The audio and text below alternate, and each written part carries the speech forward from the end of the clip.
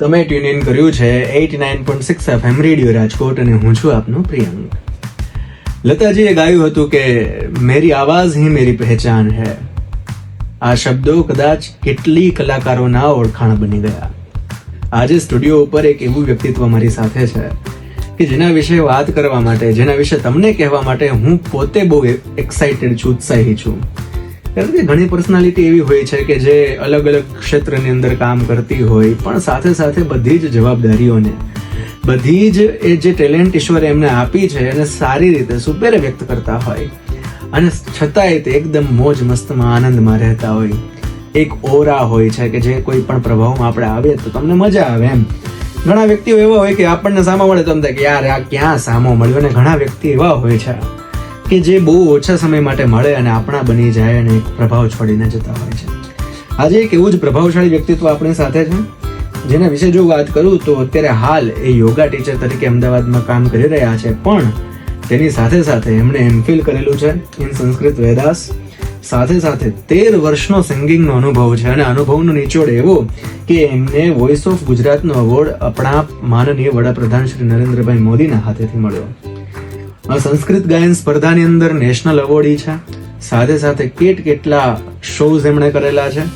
અત્યારે હાલ એમનો ગઝલ ઉપરનો એક કોન્સેપ્ટ મેકિંગમાં છે, ઓનગોઈંગ છે, સરસ મજાનો ધૂમ મચાવી રહ્યો છે અને પોતે સારી એવી ગઝલ ગાય છે, સમજે છે, કહેવાય ને કે એક પ્યોર આર્ટિસ્ટ છે, માણવાલાયક કલાકાર છે. તો આજે એવા જ એક કલાકાર આપણી વચ્ચે ગર્વિષ્ઠા જાદવ ઉપસ્થિત છે. On behalf of 89.6 FM radio Rajkot હું આપનું સ્વાગત કરું છું. નમસ્કાર મેમ. મારા માટે જે વર્ડ્સ તમે બોલ્યા એના માટે. યસ મેડમ, તો ખાસ આજે તમે રાજકોટના મહેમાન થયા છો, રાજકોટના આંગણે આવ્યા છો. તમારી કર્મભૂમિ અમદાવાદ છે, તમારું જન્મભૂમિ ગીર છે, તમે અભ્યાસ વેરાવળથી કર્યો છે. આટલા બધા શહેરો, ક્યાંક ને ક્યાંક શોઝ, આ બધા શહેરો, આ બધાની વચ્ચે રહીને તમે જ્યારે આજે રાજકોટના આંગણે મહેમાન થયા હો, ત્યારે રાજકોટ માટે તમારું શું કહેવું છે? રાજકોટની અંદર મેં બીએડ અહીંયા રાજકોટમાં કર્યું છે. અચ્છા. તો 1 વર્ષ હું રાજકોટમાં રહી છું અને એ ટાઈમે રાજકોટ જે હતું, રાજકોટ અત્યારે બી સેમ એવું જ છે. કોઈ જેમાં બદલાવ નથી આવ્યો. મતલબ જે એની રંગત હતી, જે રાજકોટની ખૂબસૂરતી હતી, સેમ એઝ ઇટ ઇઝ અત્યારે બી છે. તો મેં આ જોઈએ કે એ જ રાજકોટની રંગત અત્યારે બી સેમ છે. ખાસ અલગ અલગ ફિલ્ડની અંદર આપે કામ કરેલું છે. આપણે વાત કરીએ એમ કે યોગાની અંદર અત્યારે આપ શિક્ષિકા તરીકે ખાસ કરીને સાઉન્ડ થેરાપીમાં કામ કરી રહ્યા છો. સાથે સાથે તમે વેદાસની અંદર તમારું એજ્યુકેશન કરેલું છે, બીએડ કરેલું છે, સાથે સાથે સિંગિંગ પણ છે. તો આટલા મલ્ટિપલ ટાસ્ક અલગ અલગ જે છે એમાં કામ કર્યા બાદ તમારું મન જે છે, તમારું હૃદય જે છે, એ કઈ એક્ટિવિટીમાં વધારે આમ રચ્ચુપચ્ચું રહેવા માંગે છે? કારણ કે કેવું બને કે ઘણી વાર આપણને ઈશ્વર કૃપાવાન થઈને ઘણું બધું આપી દેતું હોય છે. આ ઘણી વસ્તુ આપણે ફેસ કરતા, હું પર્સનલી પણ આ ફેસ કરું કે એમ થાય કે આ ફાવે છે, આ ફાવે છે, આ ફાવે છે. મજા એ બધામાં આવે છે, પણ વધુ મજા શેમાં આવે છે તમને? ઓફકોર્સ સિંગિંગમાં. કે સિંગિંગ કરું ત્યારે એવું થાય કે હાશ, જે જમ્યા પછીનો ઓડકાર આવે ને આપણને, અને પછી એમ થાય કે હાશ, હવે થોડો ટાઈમ માટે શાંતિ મગજને લાગે એમ. સેમ મારા માટે સિંગિંગમાં બી એવું છે કે સિંગિંગ કર્યા હું ઘણું બધું કરી શકું છું અને કરું છું સ્ટીલ. એક્ટિંગ કરી રહી છું, મોડેલિંગ કરી રહી છું, એનજીઓઝમાં કામ કરી રહી છું, લોકોના મેન્ટલ પીસ માટે સાઉન્ડ થેરેપી કરી રહી છું. બટ જે સિંગિંગ કર્યા પછી જે મને સંતોષ, અંદરથી જે સેટિસ્ફેક્શન મળે છે એ બીજે મળે છે, પણ જે સિંગિંગ કર્યા પછી મળે છે એનો આનંદ અદ્ભુત અને અનેરો છે. વાત તો સાચી જ છે કે એક એવું ખૂણો હોય છે કલાનો કે જે આપણને આનંદ આપતો હોય, ને તમારા અંદર જે આટલી બધી કલાઓ છે એમાંનો એક ખૂણો એ કદાચ ગાયન છે, અને એનું જ પરિણામ છે કે આ 13 વર્ષ તમે આ ક્ષેત્ર સાથે કાઢ્યા છે. તો આ સિંગિંગ તરફનો તમારો રસ કઈ રીતે વધ્યો, અને શરૂઆત આખી કઈ રીતે થઈ, એ જર્નીની થોડીક તમે ઝાંખી અહીં આપો.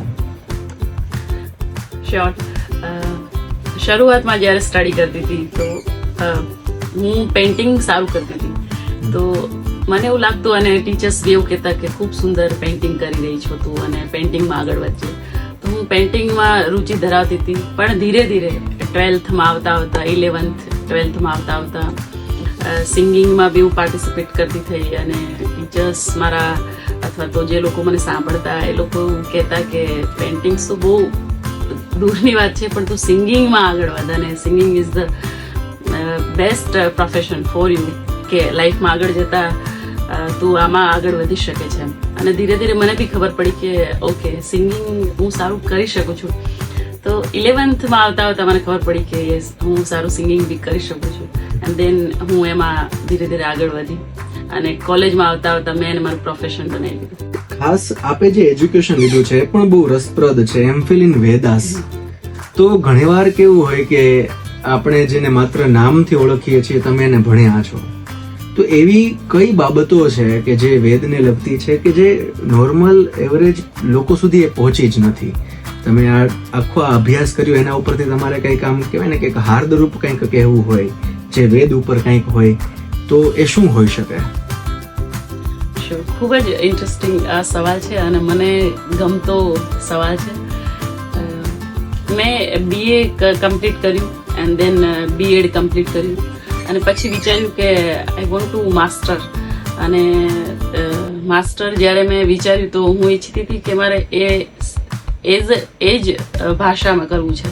તો સંસ્કૃત ભાષામાં માત્ર એક અત્યારે આપણા ગુજરાતમાં ત્યારે યુનિવર્સિટી ઉદ્ભવી રહી હતી કે જે સોમનાથમાં છે, શ્રી સોમનાથ સંસ્કૃત યુનિવર્સિટી.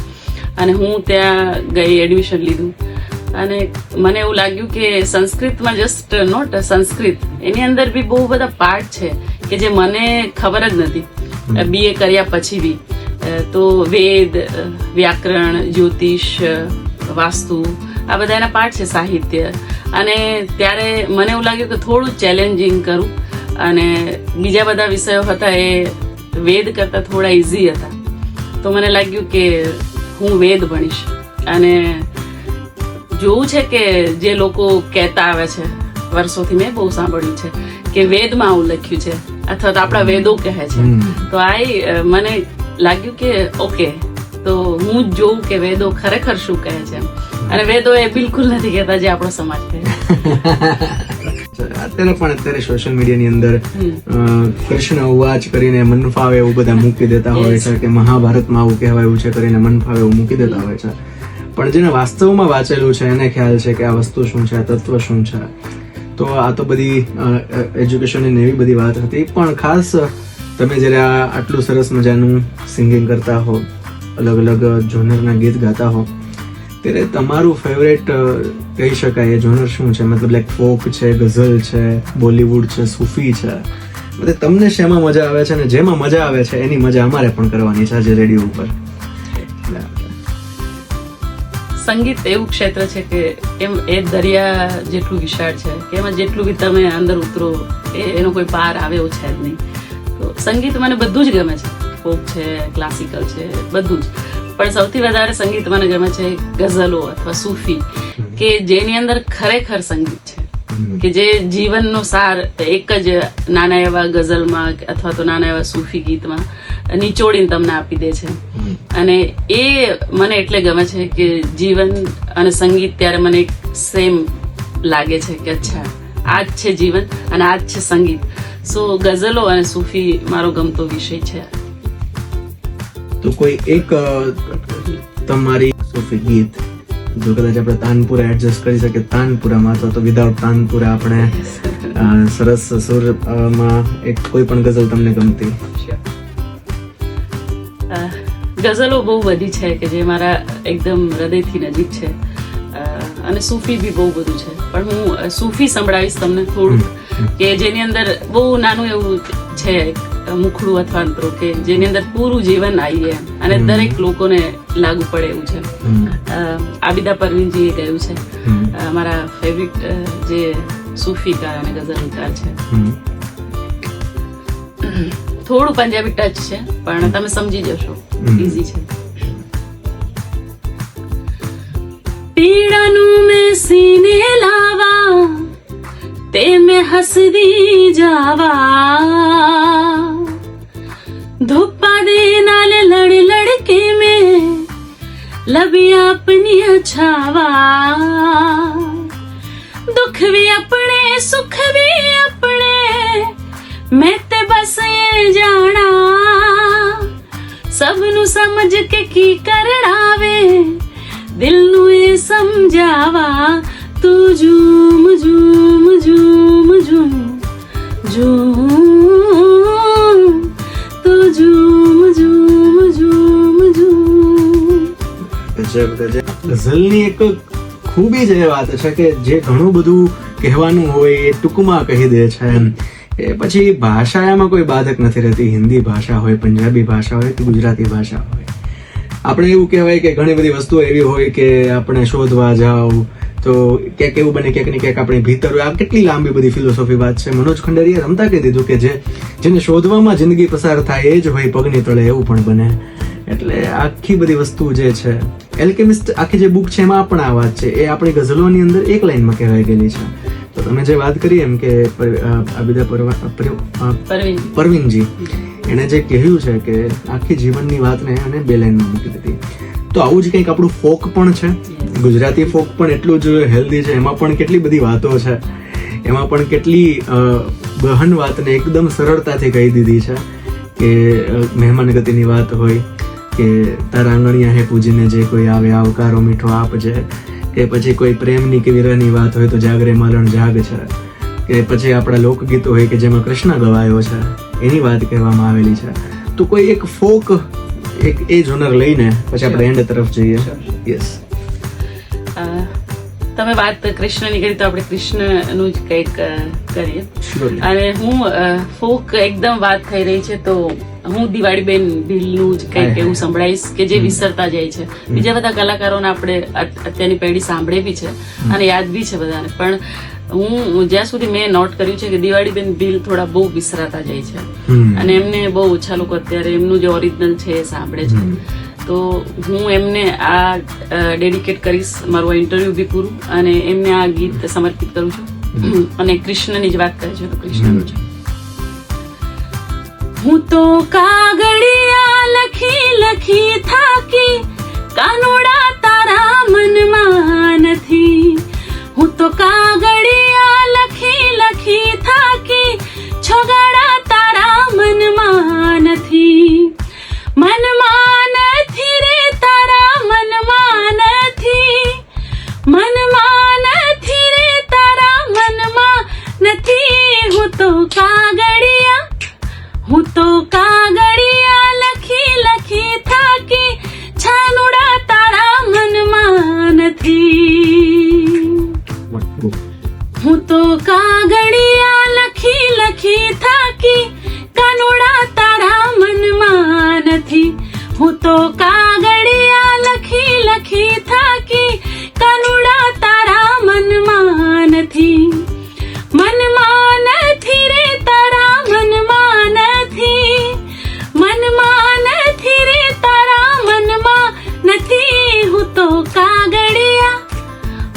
કાગળિયા લખી લખી થાકી, છોગડા તારા મનમાં નથી.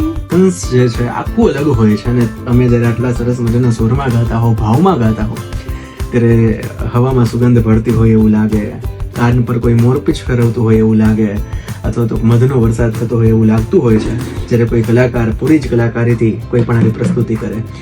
તમે આજે ઘણી બધી અમારી સાથે વાતો શેર કરી, તમારા જીવનના અંશો શેર કર્યા, તમારા અનુભવો શેર કર્યા, તમારી આ કલા શેર કરી, તમારું આ સિંગિંગ શેર કર્યું, એ બદલ 89.6 FM રેડિયો રાજકોટ વતી હું આપનો આભાર વ્યક્ત કરું છું અને ખૂબ ખૂબ શુભકામનાઓ પાઠવું છું આપના આગળના બધા કાર્યક્રમો માટે, આપના ફ્યુચર માટે, આપના ભવિષ્ય માટે. બસ આમ જ અવિરત જે સિદ્ધ હસ્તકલા છે, જે પ્યોર આપણું આર્ટ છે, એને તમે વર્તારો, એ તમને વર્તું રહે અને લોકોને કંઈક સારું મળતું રહે, એવી ભાવના સાથે once again congratulations, all the best, અને thank you so much for joining us.